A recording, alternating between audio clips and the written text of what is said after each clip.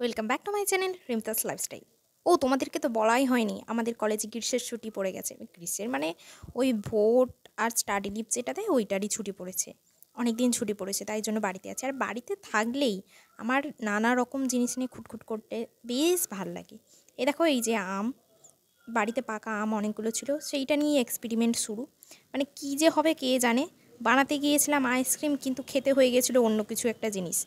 এইখানে দেখো না, কাজু কিশমিশটা দিতে গিয়ে এত জোর ফুটতে লেগে গেছে জিনিসটা, আমার গোটা হাতেটাতে ছিটকে পুরো ফোসকা পড়ে গিয়েছে। কিন্তু খেতে যাই হোক ভালো হয়েছিল, কিন্তু আমি যেটা বানাতে চেয়েছিলাম সেইটা কিন্তু হয়নি। কাজু কিশমিশ চিনি এটা দেওয়ার পর অবশেষে আমি দিয়ে দিলাম দুধটা, আর দুধটা দেওয়ার পর আমার কিন্তু দেখতে জাস্ট দারুণ লাগছিলো। আর ওটা টেস্ট করেও দেখলাম, ওটা কিন্তু খুব সুন্দর লাগছে। আর আমার একটা বদ স্বভাব আছে যেটা খুবই বাজে। আমি কোনো জিনিসের গন্ধ শুকি, শুধুই মানে আগে গন্ধ শুকবো তারপর খাবো। তো এইটা তৈরি করে আমি যে আইসক্রিমের কৌটোগুলোয় ঢেলে দিয়েছিলাম। কিন্তু এটা আইসক্রিমের থেকে আমের পায়েস খেতে বেশি লাগছিল গরম অবস্থায়। তারপর ঠান্ডা করে ওতে রেখে দিয়ে আমি ফ্রিজে ঢুকিয়ে দিয়েছিলাম। ফ্রিজে রেখে তো মানে ঘুমিয়েছিলাম কী কষ্টে কে জানে। বহু কষ্টে আমি মনে ঘুমিয়েছিলাম ওগুলোকে ফ্রিজে রেখে দিয়ে।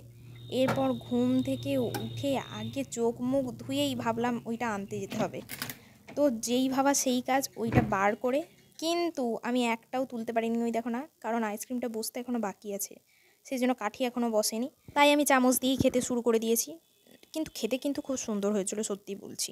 তো ভিডিওটা কেমন লাগলো সবাই জানিও, আর কারা কারা আমার মতো এরকম উচ্চিংড়ে পোড়া করে বেড়াও তারাও আমাকে কমেন্ট করো।